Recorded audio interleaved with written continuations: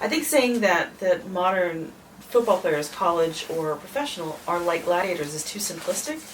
But in terms of the American addiction to spectacle, I think that there are certain ways in which it's an apt comparison.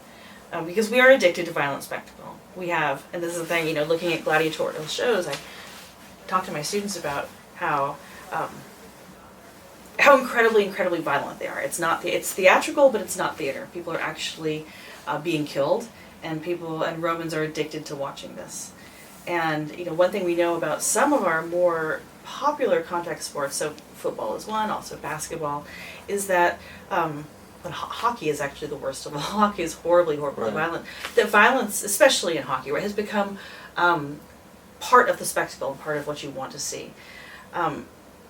And so, with football, it's something, again, that I talk about a lot in class, and probably about half of my students are athletes, or University of Washington athletes. We know how to make football safer, right? We know that there are injuries that we're seeing increasingly professionally, and we have with our students as well. Now, finally, people are starting to, NCAA and NFL are taking notice and doing more about it in terms of making it safer. But I've had students come out and say this, that sometimes part of what people like are they like the big hits, right? They like the violence in football.